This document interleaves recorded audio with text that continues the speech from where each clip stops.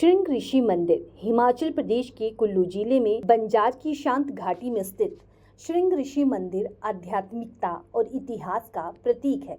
बंजार घाटी के शासक देवता के रूप में पूजे जाने वाले ऋषि श्रृंग की उपस्थिति इस मनमोहक परिदृश्य की लोक कथाओं में गहराई से समाहित है, जो कभी उनकी तपभूमि या ध्यान स्थल हुआ करता था। एक कहानी के अनुसार सकीरन के घने जंगल में एक पवित्र पत्थर राहगीरों को पुकारता था और उन्हें इस मंदिर में स्थापित करने के लिए मजबूर करता था।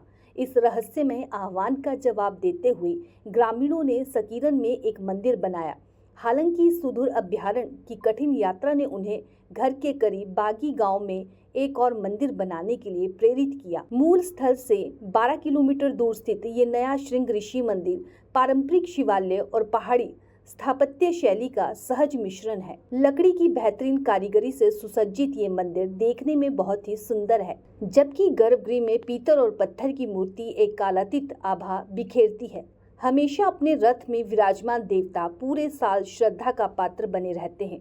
हालांकि कठोर सर्दियों के महीने के दौरान मंदिर खुद बंद रहता है। श्रृंग ऋषि मंदिर न केवल एक आध्यात्मिक स्थल है, बल्कि पर्यटकों और श्रद्धालुओं के लिए एक आकर्षण का केंद्र भी है, जो इस क्षेत्र में व्यापक मनोरमा प्राकृतिक सौंदर्य और दिव्यता की गहनता से जुड़ा है। पुजारी ने बताया कि ये मंदिर विभांडक ऋषि के पुत्र श्रृंग ऋषि को समर्पित है। कौशिकी नदी के किनारे, जिसका पुराणों में भी उल्लेख मिलता है, विभांडक ऋषि स्नान किया करते थे। एक दिन जब विभांडक ऋषि नदी में स्नान ध्यान कर रहे थे, तो उस समय अन्य जीव जंतु वहां पानी पीने आ गए।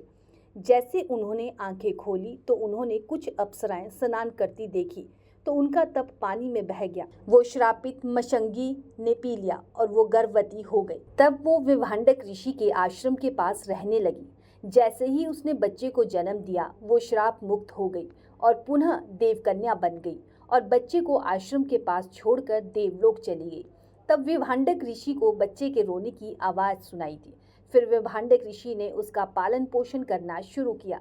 बच्चे के सिर में एक सिंह था, जिस कारण इनका नाम श्रृंगी ऋषि पड़ा। विभांडक ऋषि जब उनका पालन पोषण कर रहे थे, तो वो तीव्र गति से बड़े होते गए। आश्रम के साथ में एक रोमपाल राजा की अंग नामक रियासत थी। वहां भयंकर सूखा पड़ा हुआ था। लगभग 12 वर्ष से वहां वर्षा नहीं हुई थी।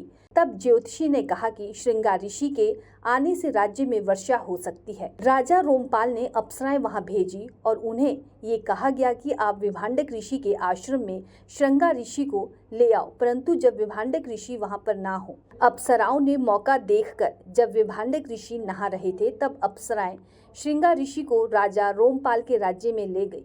जैसे ही श्रृंग ऋषि राज्य में पहुंचे, वहां भारी वर्षा होने लगी और राज्य के लोग खुश हो गए। तब राजा ने प्रसन्न होकर अपनी पुत्री शांता का विवाह श्रृंग ऋषि से कर दिया। रोमपाल के राज्य के साथ साथ राजा दशरथ का राज्य था। गुरु वशिष्ठ ने राजा दशरथ को कहा था कि पुत्र प्राप्ति के लिए श्रृंग ऋषि को अपने यहाँ लाए। तब दशरथ रोमपाल के राज्य गए और श्रृंग ऋषि और माता शांता को अपने राज्य ले गए और वहां पुत्र प्राप्ति यज्ञ किया। फिर राम, लक्ष्मण, भरत और शत्रुघ्न पैदा हुए।